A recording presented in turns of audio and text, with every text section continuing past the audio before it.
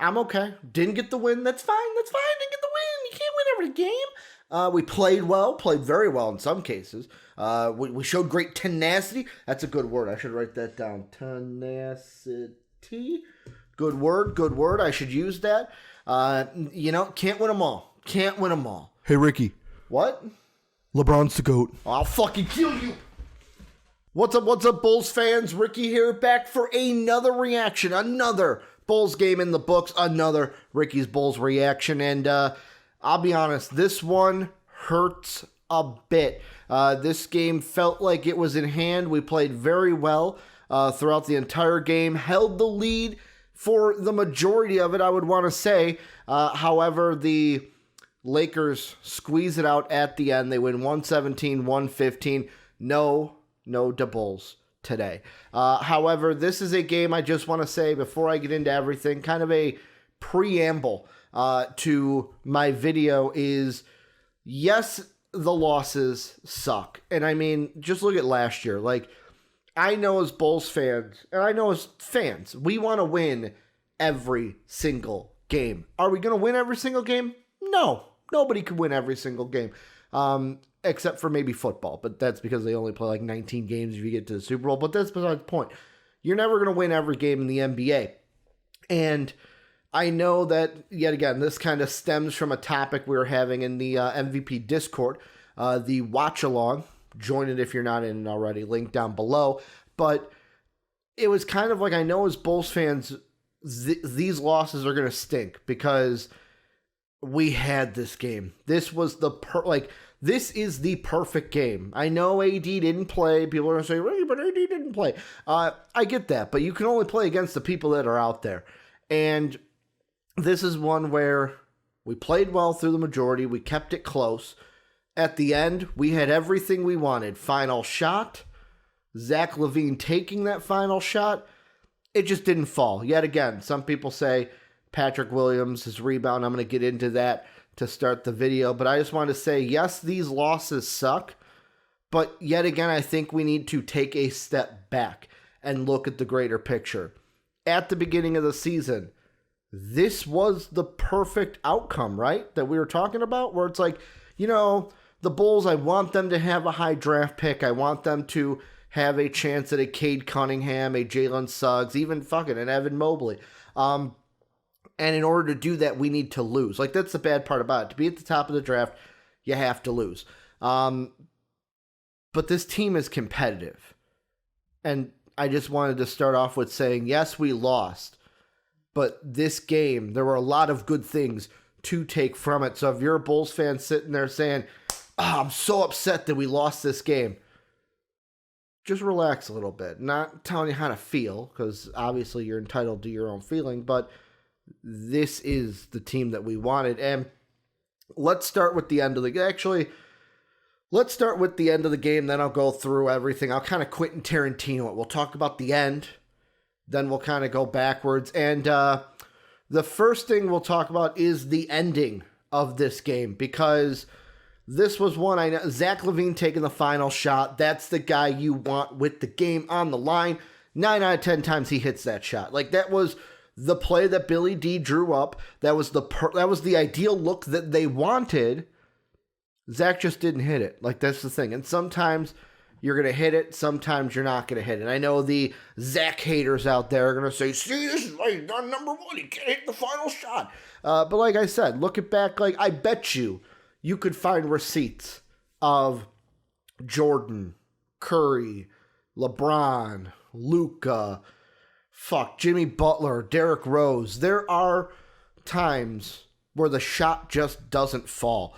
And then there's times where it does. Look at Kawhi in the playoffs. 4 bounces. Whoever thought that shot was going to go in? So, I mean, yeah, it sucks it didn't go in. But that's the ideal look you want. I'd rather be in that situation, have a shot to do it, rather than, the inbounds pass was terrible, and we didn't even get a shot up.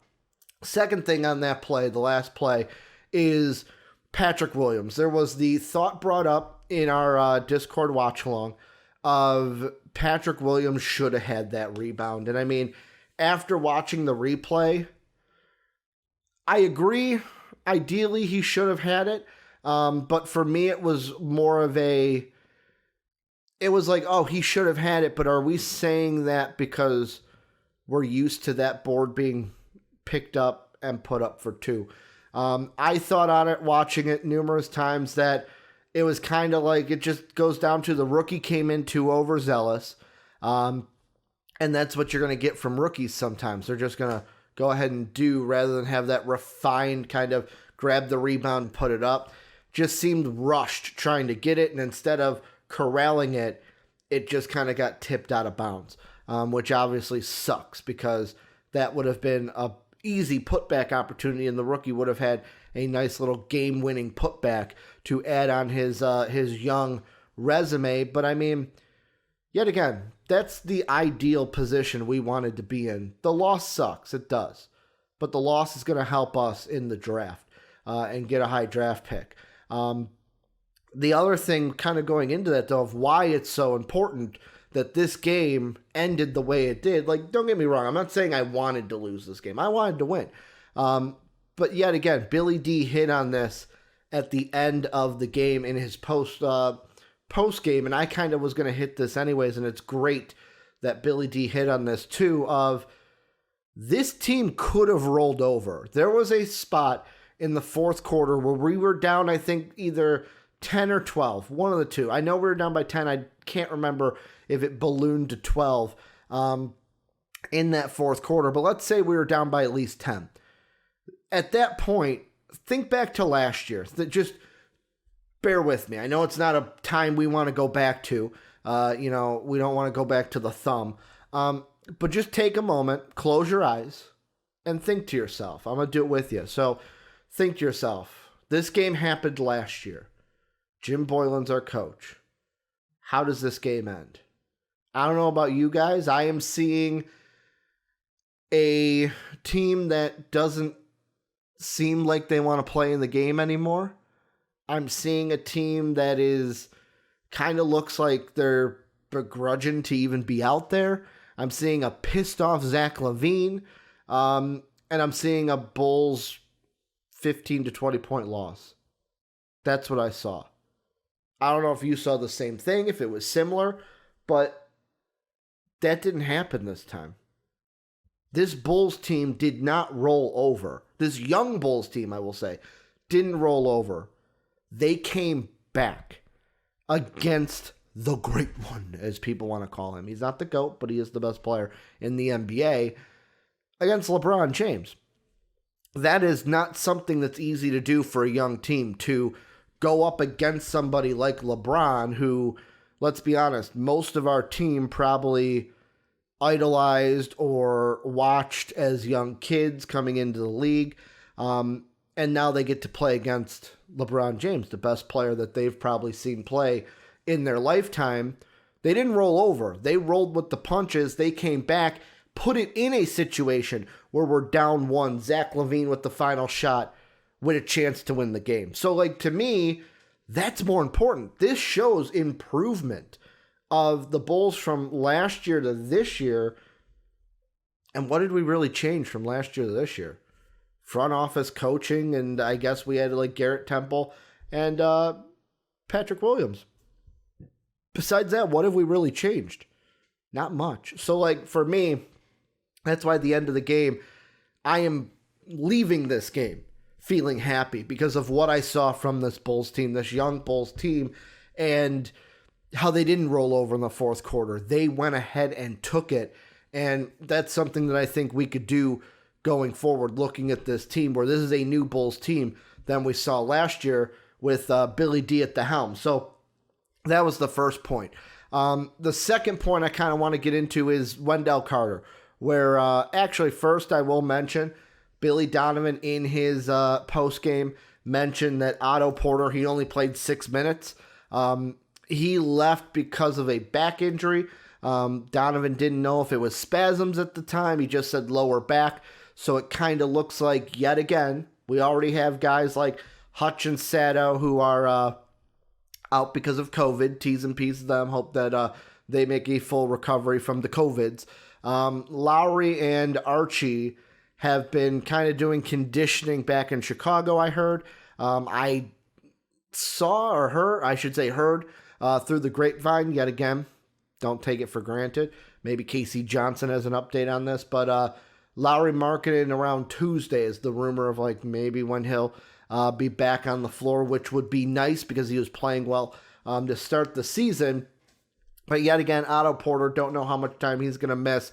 If it is an extended time, yet again, another person to the walking injured of the Bulls team, where that second unit is kind of disheveled right now.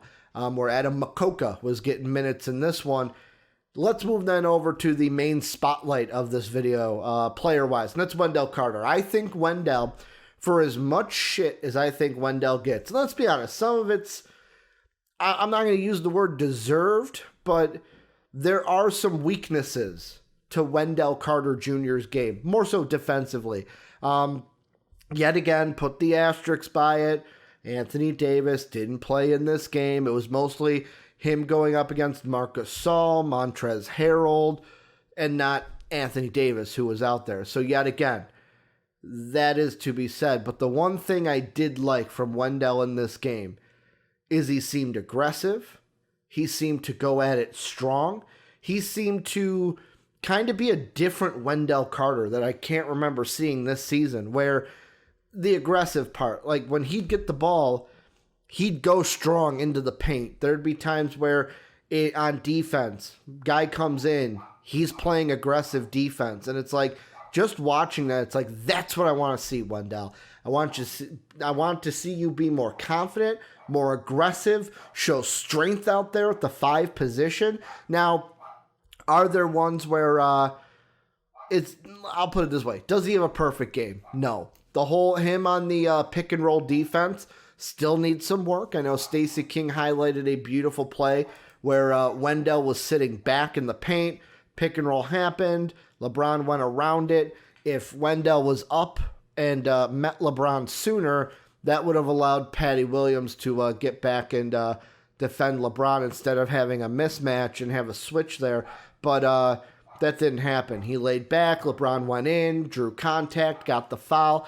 And that's the thing. Wendell's not a perfect case where it's like, oh, he's done, he's good, like, that's it. He's a developing guy. And I think that's the thing kind of I hit on with Zach LaVine that I think also needs to be said about some of our young guys that we need to remember is Wendell, this is his 3rd year in the league. Yes, he hasn't had the 6 coaches in 7 years that Zach's had. But let's be honest. Yet again, think back to last year. How would you grade the Bulls' player development under Jim Boylan and the team last year? So for me, this is kind of like maybe it's a starting point for Wendell where it's like, okay, we actually have a coach that is going to help him develop. And today, I think, was a bright spot for him. He finished with, let's see, in 25 minutes, he finished with 23 points, second on the team. I think that's definitely a season high for him. Like, I can't remember the last time Wendell scored more than 20 points in a game. Rebound-wise, he had his 7, had 3 assists, and the 4 personal fouls were kind of, you're going to get that when you're playing LeBron and the Lakers. And that kind of brings me into the last point. I saved this to the end to kind of like, it's the negative part of the video. And for me, the refs were not good in this game, which, number one, I kind of want to get a little vent off my chest, where I absolutely hate. I know how it is. This is a rant where it's like, you know how it is, but you hate that it's that way, where I absolutely hate to where it's like, oh, well, so-and-so didn't get that call because, you know, he's not a superstar, or like the bullshit thing. You hear it with Zach all the time where it's like, well, you know, in a couple of years when he's a superstar, maybe he'll get that call. You got to kind of earn that call. And it's like, I hate it. There were some fouls in this game with LeBron where, like, LeBron didn't go to the line a lot. I mean, I guess 8 foul shots is kind of a lot, you may say, where he went 6 of 8, because, you know, ball don't lie on some of them. But the Lakers went to the line for a total of 27 foul shots in this game. The Bulls only had 14 foul shots. And for me, I just kind of felt like the refs were not that good in this one.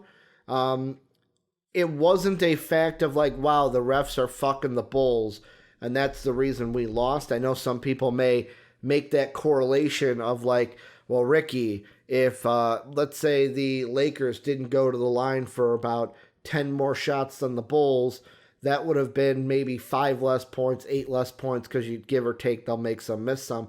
And the Bulls would have won this game. It's easy to say, but who knows what happens if that's the case. I'm not putting it into where it's like, oh, the refs fucked us.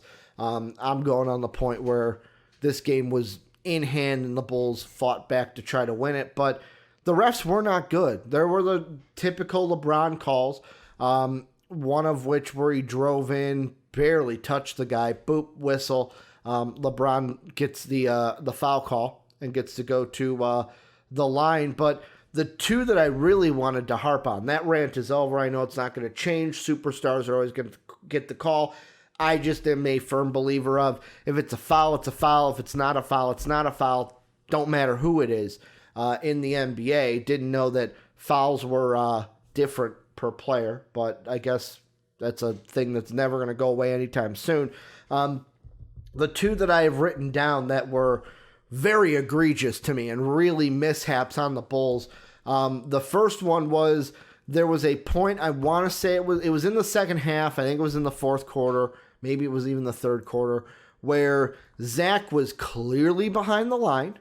Zach was clearly in a shooting motion and was fouled. And like Stacey King even said, that's a great move by Zach.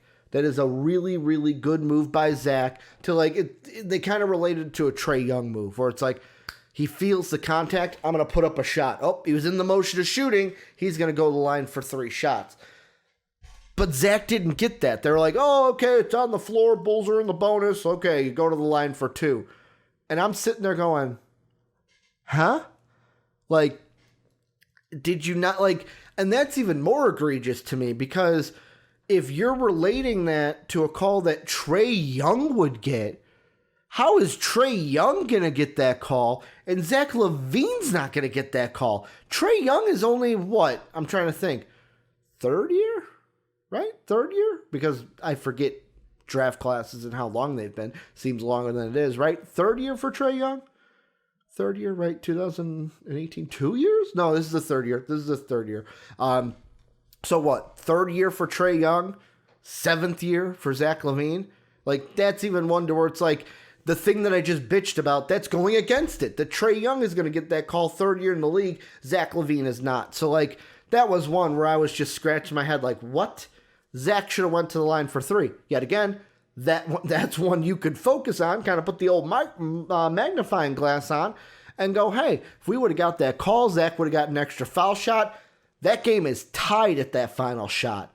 And we're going to overtime instead of losing 117 to 115. The other one was Kobe White, and this was one where Kobe was on defense where LeBron set a pick. I want to say he set the pick on Zach LaVine, I want to say. Don't quote me on that. But Kobe was coming over the screen. Dennis Schroeder kind of made it to where Kobe didn't have much room. And this is one to where it's like, it kind of relates to the last call that I bitched about where Kobe wanted nothing of it. Hands were at his side, like Tim in our watch along said. His hands were at his knees, where he was like this and kind of was like, I'm not going to get it. He was like leaning back and trying to like get out of the way. And they called a foul on Kobe. And like right when it happened, I was like, what is that? Kobe didn't even contest that shot. Kobe was leaning, hands were down, didn't even get involved in it. And like, that's just the thing. I would say with these refs, very inconsistent with how they were calling this. Calls seem to go the Lakers' way. Again, I'm not saying that. I'm not saying that's why we lost. It's just frustrating. But yet again, like as the Bulls, I guess, is the little guy in this matchup, you're going to have to overcome that. It just sucks that that's the case. But like Kobe shouldn't have got a foul there, which meant 2 foul shots would have been negated for the Lakers. And then if Kobe would have got an extra foul shot, maybe we win this game instead of lose it. But like I said, I'm not going to be on the side of, oh, the refs fucked us in this one. No, the Bulls could have played better down the stretch. I'm saying like earlier in the fourth, and that's another thing I'll just mention quickly. The second unit was horrible in this one when it came to plus minus for me. I felt like whenever the starters were out there cooking, we built leads on the Lakers. We didn't get a deficit when the second unit was out there. Yet again, this goes more into us just being no players for the second unit. I mean, we got Cornette, Felicio, Dotson, which Billy D, play Dotson more, please. Especially if we're missing Sato and Archie out there. We got 4 guys missing. Otto made it 5 because he didn't come back. So that's going to make that second unit kind of depleted. So I understand that they're just doing the best they can out there. But it just sucks. It seems like that lead ballooned early in the fourth. Billy D kind of being like, I want to give the starters a little bit more rest. Okay, now I can put you in. But yeah, this one sucks. It sucks, but there were good things from it. Last thing I want to just put a little mention out there, kind of like a good job kid, is I was happy with Patrick Williams, the rookie going up against LeBron for the majority of the game, playing defense against LeBron. Didn't seem fazed by it. Like I said, there's a lot of times being a rook in this league, you come in, you play a guy like LeBron, you get starstruck, and boom, LeBron has a big game. Like LeBron in this one had 28. It's a pretty good game from LeBron, but it's not like, holy shit, LeBron took over the game. He took over in moments. He didn't take over in like, holy shit, he had 30, 40 points.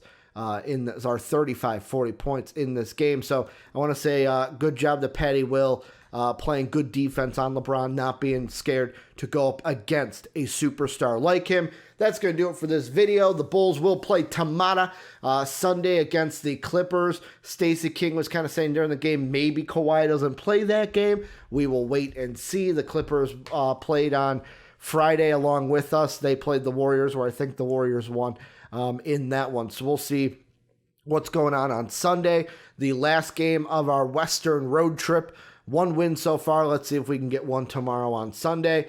Let me know what you guys obviously think down below in that comment section. Also, if you have any questions for me, hit me up in the comments. The questions that I like, and I go, okay, that's a good talking point, I'll add them to the video, and we'll talk about them. So, yet again, you can comment in the comment section. You can even hit me on Twitter, at Ricky Widmer.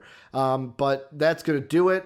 Discord, if you're not in it, join it. It's down below, the link. If you want to support us, patreon.com/MVPvids. That's how you go ahead and do that. Let's see how the Bulls do tomorrow against the Clippers. I will be, again, reacting to it after the game is over. Thank you guys for doing everything you do. And as always, have a good day, everybody.